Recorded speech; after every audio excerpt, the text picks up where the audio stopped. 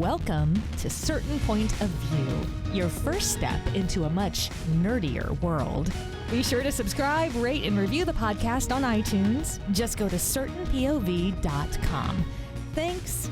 And now your hosts, Ben Milton and Addy Thomas. Hey Nerferders, I'm Addy Thomas. And I am Ben Milton. Thanks for joining us for another episode of Certain Point of View. Today we're going to be talking and going into some sacrilegious territory. We're talking about overrated Star Wars characters. We're each picking a hero and a villain and presenting our case for who are overrated Star Wars characters. So they've got it. We're not going into Force Awakens. We're not going into Rogue One. A little too fresh. Too soon to tell. Yeah, it's too hard to tell whether or not Rey is overrated because we haven't seen her complete arc. Exactly, and we haven't really had enough time with Rogue One characters to really see how people have reacted to them.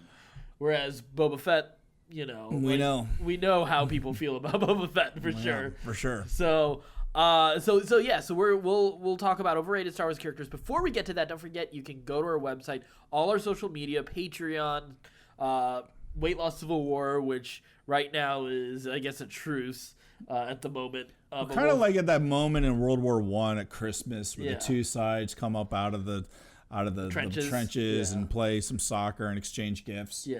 Like we keep buying each other meals. Yeah, exactly. And each meal just gets fatter than the last one. In a vain attempt of at least he's getting fat too. So that's where we are with that, but we'll get back on track with that. Sure we sometime. Will. Sure we will. Today's not that day. Yeah. All of that again is at our website, certainpov.com. Overrated Star Wars characters. Let's go. This was sort of your idea. Yeah, and I don't know where I came up with it, but I saw it somewhere, and I was like, this sounds like a good thing for Addy and I to discuss. Yeah. Because, we liked, the thing that I love about this show and about our friendship is, we can debate these kinds of things, and it usually doesn't get too heated. Yeah. And I like that about that. And this seems like a conversation. Actually, that's not always true. Sometimes it does get pretty heated. Especially when Ewoks get into the picture. Well, that's because you're so undeniably wrong about them. But I think this one, we can find common ground on even if we pick different people. He's going to walk off the set. Don't do it. Don't bring it back. Oh, all right. But I think we can find some common ground on all of these, right? Yeah. So, my criteria for, who's overrated kind of, is based on, the fan cry out of, oh, I love this guy. He's so cool. Yeah. He's the best thing in that movie, and he's so powerful, and he's so strong, but we've never actually seen him do anything.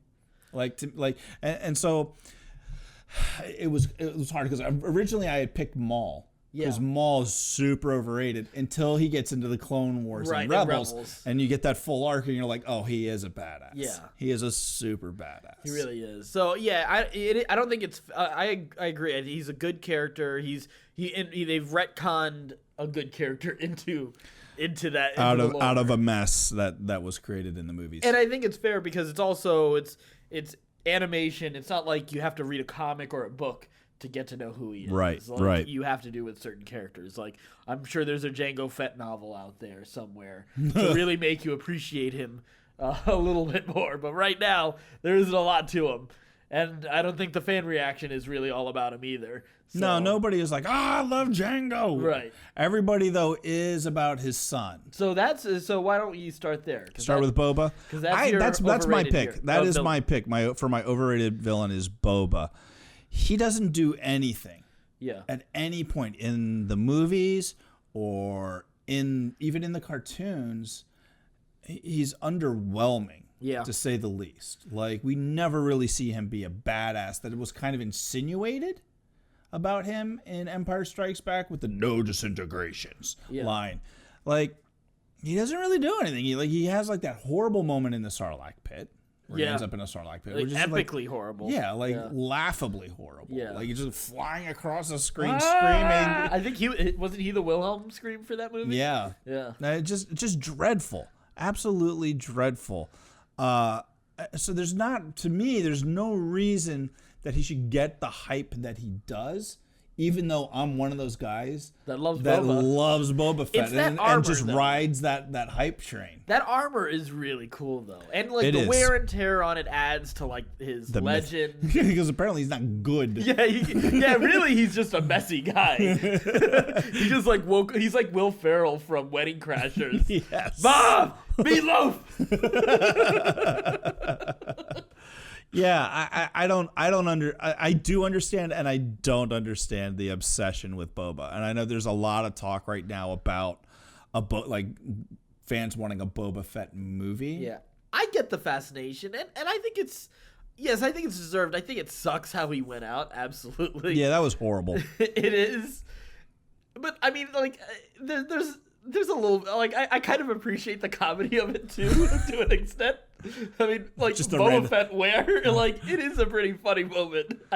There's a chuckle out of it. Yeah, it is funny. I mean, to be fair, this is the same scene that features, the really long nods to each other and salacious Crumb, and like that scene is just heightened, like stereotypical villainy, and it's executed very poorly. It's not like the earlier part of it is better, like when they're in Jabba's palace, but the skiff is really a really terrible scene, to be perfectly honest. It's the force kick. Yeah, the force kick that like totally misses the dude by a foot and a half. He misses him, and the guy's like, "Oh!" It's like, well, this is our best shot, guys. This is what we're gonna have to go with. I guess it's horrible. It is. But to there's me, a lot to not like about that. Yeah, but I think that scene is so overwhelmed with, hey, the gang's back together and they're getting Han out of this, that I'm willing to look past some of that. It's unfortunate that Boba ends up being a casualty of that. He doesn't have to be, but he's the punchline of a really bad joke. Yeah. Is ultimately what he becomes. Yeah. Whereas Darth Maul is the punchline. Well, he's not even the punchline. No, he's There's not even a joke. Like, there's not even a setup. I don't have as much of a problem with Maul. Like, sure, like Maul is one of the coolest looking villains in movies, period, as far as I'm concerned. Completely. So it is disappointing to not have had more with him in the movies.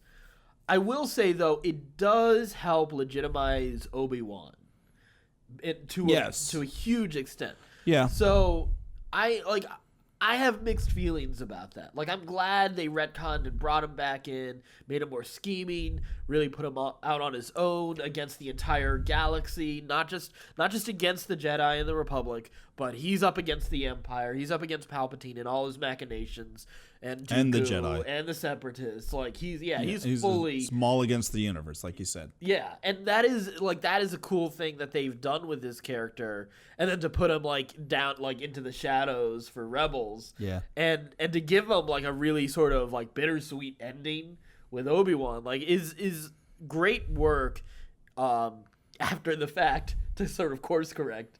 But the thing, like, it would have been nice. Kind of here's how I view Boba. Like, we know that Boba was supposed to be the big bad for episodes, the episodes now, originally. Right. Yeah, 7, 8, 9. He was going to be a bigger part of it. And then they changed that plan. Yeah, for me, wrapped it up. Yeah, and for me, in the same way, he's a casualty of sort of Lucas's fallout with Gary Kurtz. Yeah. The loss of Irvin Kershner as director. I mean, Kazdan was still around, so that wasn't a loss there. But then, like, the wife, divorce. Yeah, the divorce also. So, like, all of that, like, it really screwed Boba. Yeah, it really does. Really does. Yeah, he got screwed in the divorce. that was the thing that Lucas lost in the divorce. It was Boba Fett.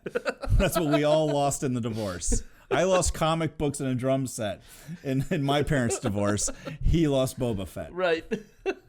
Well, the whole world lost Boba Fett. The whole world lost. We all lost Boba Fett. That's true. Because the thing is, we also and more than that, we lost the true Skywalker sibling.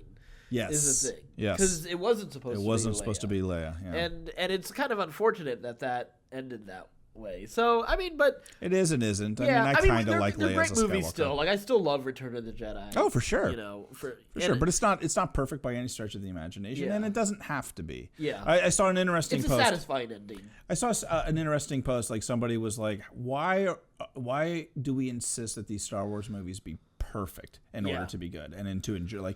Like so many nerds. Look at you, Rogue One haters. Yeah, you like insist that these movies be perfect. Yeah.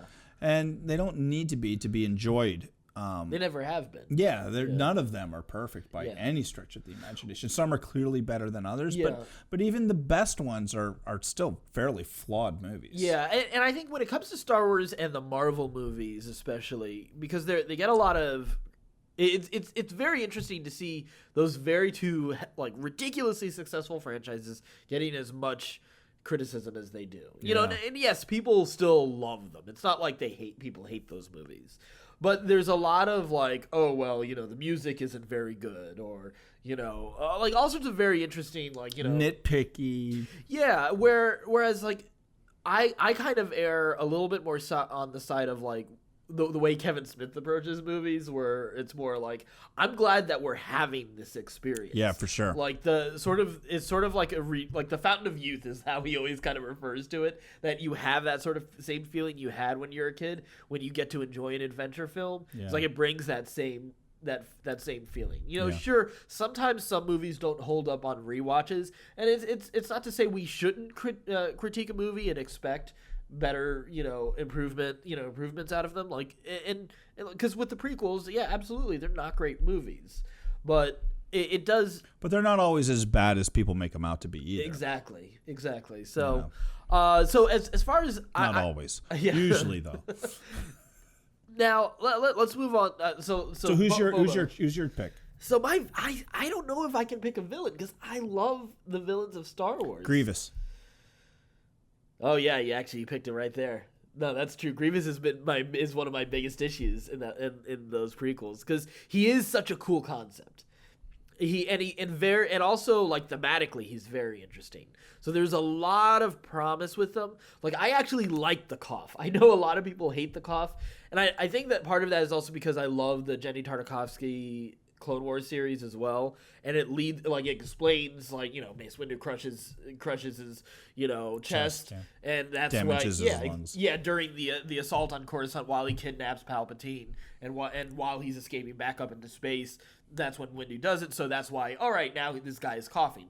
Unfortunately, you kind of need that explanation for the movie, but it is an interesting, like, Lucas is using him as sort of a foreshadowing element for Vader with the breathing and, you know, machine and man type of thing. The problem with that sort of, like, it's very surface thematic in the same way that Batman versus Superman is very surface thematic. Like, there's a lot of very interesting themes that are brought up in Batman versus Superman, but it doesn't delve into it. I was watching an interesting video talking about how Nolan gets into themes, and there's a lot of Nolan I actually am kind of like, I'm over a lot of like Nolan's gimmicks. I'm still interested to see Dunkirk, but I'm not rushing to see it. But Nolan, like in Batman Begins and The Dark Knight, for sure, he delves into his themes. He uses all those characters as a way to really explore those ideas that he's presenting. And specifically in Begins, he has 3 villains and a hero that he uses to pull that idea in so many different directions and really actually explore it in a really interesting way. Star Wars, I think, has done that in different, especially in Empire, because I think thematically that is the strongest movie out of the entire series. Yeah, I would agree. And to me, that's one of the things I do enjoy about Rogue One, is sort of the nature of the Rebel Alliance and the nature of the fight and what they're willing to sacrifice as far as who they are in this fight. So that's two things that make me really like those movies. With the prequels, they're very hollow in plot, and that results in a very hollow, you know, sort of thematic exploration of it. We see it very clearly with Vader, because he's too whiny. You don't really like him enough, so the tragedy isn't as devastating as it should be. And the same happens with Grievous, because we don't have that backstory to really help guide you into, all right, well, this is a guy who is thematically there. If you knew, like, honestly, I think the only way you really knew he was a foreshadowing device is if you read any of the publicity about him before the movie came out. Otherwise, you just saw a coughing robot guy. You know? Like, you wouldn't even know that the guy was like some lizard type species before some like exceptional general who was kind of manipulated into the separatist movement. And then, like, you know, you have to know all this backstory, which is all material that's outside of the movies. And he's an example of, like, honestly, like, as a Jedi killer, he's a really intimidating villain. And it's one of the things that they, like, yes, it's cool when you get to see him in Clone Wars. But they still don't delve into the depth of the character. Exactly. He's a cackling, menacing villain. He's paper thin. And the thing is, it's hard to say he's overrated because I don't know anybody who's a huge Grievous fan. He's at least a cool looking villain. But I've heard people like, oh, I can't wait to play Grievous in the new Battlefront game. Well, that's different though, because when you have those 4 sabers, you're unbeatable. Because you put sabers on spin mode. Yeah, but that's still, I mean, that's still hype. Like, people still really like the visual of the character. Even though there's a great design, there's a great visual to him, and he has a reputation as a Jedi killer, but it's fairly unearned. Yeah. Like, it's not really interesting and on any stretch of the imagination. Yeah, that's true. Well, so who is your hero? Mace Windu. Yeah? Yeah. It's because he's black, isn't it? Nope. It's because he's boring as hell. All right. I'm gonna. Here's the thing about Mace Windu. Right, I love Samuel L. Jackson, and he did as much as he could with what little he was given. Yes. But he wasn't really given much. And if he didn't have a purple lightsaber and he wasn't Samuel L. Jackson, nobody would give a rat's ass about this character. You're totally right. If it wasn't like it comes down to the saber and that you're imagining Jules as you're Jedi. imagining all the badass roles that Samuel L. Jackson has played over the years, and you're going, I'm going to now interpret that as this is what this character really is. I really wish actually he got an inspirational speech and like suddenly a Rancor just like just popped it out like Deep Blue Sea. Yeah, exactly. Yes. Oh, that would have been amazing. I would have loved that. Would have been better, right? That would have been great. Like on the Battle of Geonosis. Yes, he just got wiped out by some monster. Would have been amazing. Yeah, and he has some really bad lines in Revenge of the Sith, like that. Back and forth between him and Anakin doesn't work for me. No, there's not a lot that works for me. Even when he kills Jango. Yeah. Like where he just like kind of like looks back at the head, like just sort of like. I kind of like the backhand slash of it, like. Yeah, the move is cool. Yeah. But just like the look back and then like seeing Boba there, like it's just like. Yeah.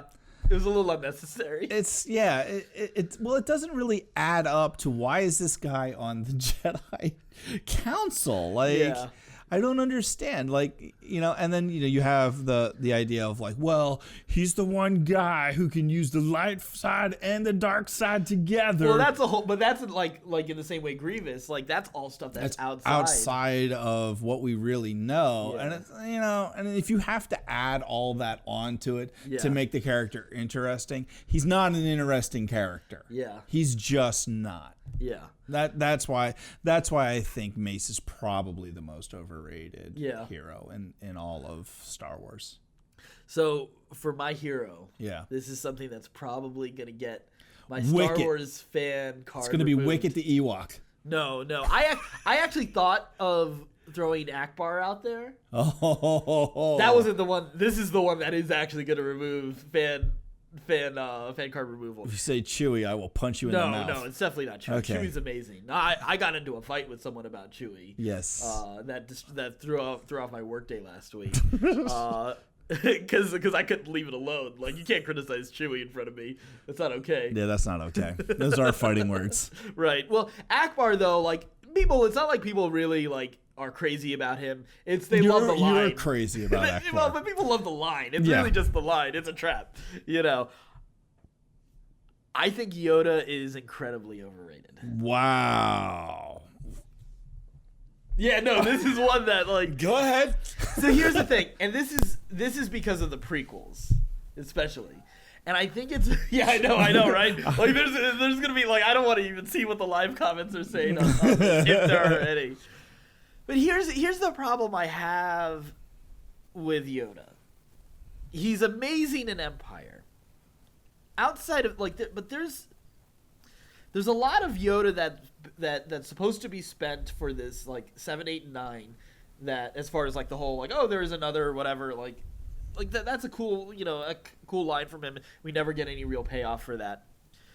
But he is incredibly incompetent. Oh, I see where you're going. Okay, I got you. Yeah. To be this great Jedi Master, his fights are, that fight with him and Dooku. The first time you saw it, you were not impressed? You weren't holy crap, look at him go! But only the first time. I even remember the second time watching it. I was like, oh, this is not as good as I remembered it. There's a lot of bouncing. Yeah. Yeah. And it was... You didn't like it when he walked in and he just drops the cane and you're like, oh, shit. It's about to go down. But more mystical stuff from him. I was a little excited when he was absorbing the Force lightning. But then here's the thing. He is supposed to be all wise, all knowing. He's the more meditative one of the group from the very beginning. There's no oh, he's a little bit more overconfident in who he is. If they had painted him as a little bit more overconfident, I wouldn't be bringing this up. Because this is the thing. 2 blocks away is the Sith Lord that's blocking him, and he can't detect him. There's a big... And, he spends, most moments in the prequel trilogy are of Yoda trying to figure out what's blocking them. He comes off as incredibly incompetent.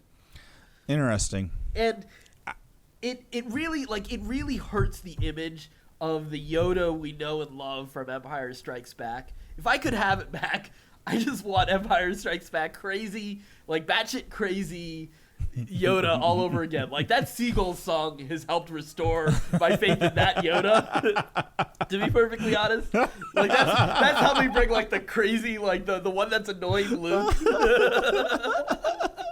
That's the Yoda I love. The one that everyone isn't quite there. Yeah, isn't quite is really unhinged. And that's what is so disappointing to me is I wished he was that unhinged prophet that sort of railing against who the Jedi are rather than leading the Jedi to their doom. Yeah, because he's well, we have this army, so I'm gonna lead it.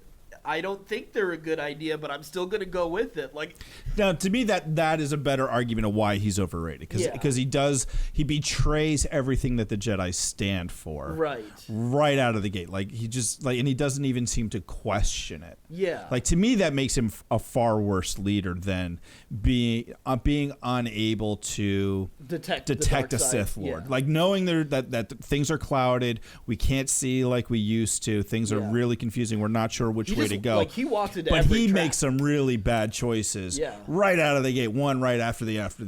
All of them do. If he didn't have good relations with the Wookiees, that guy, he'd be dead. Yeah, completely. Yeah. Completely. So, It's another point to why Wookiees are amazing. Wookiees are amazing. They are the best. Yoda for us to see unhinged Yoda. Yeah. And apparently the embarrassment was so bad it drove him half mad. Right. Yeah. Okay. I don't necessarily agree about not being able to detect the Sith Lord. Yeah. I think that's an integral part of making Palpatine so intimidating and so devastating, and able to pull off what he's able to pull off. Yeah.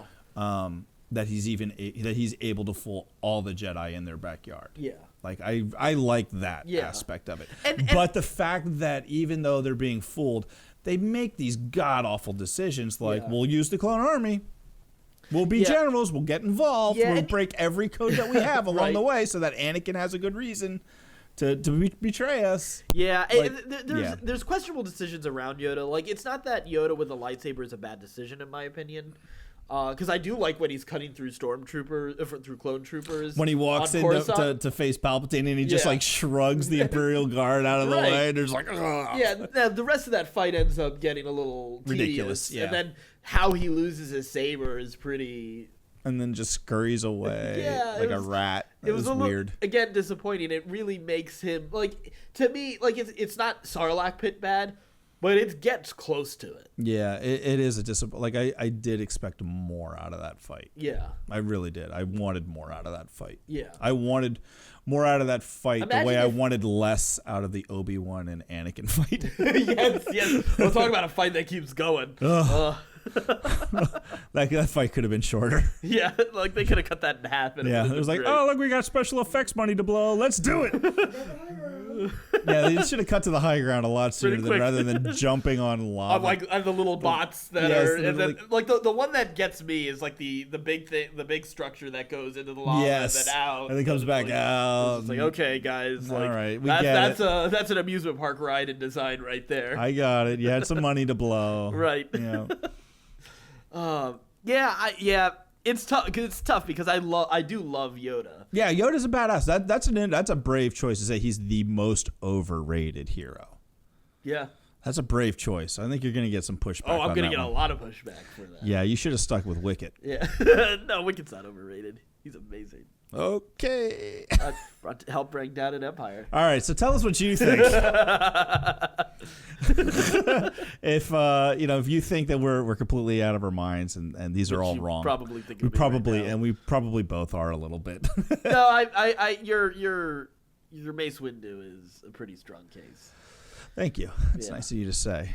I feel like it is too. Yeah.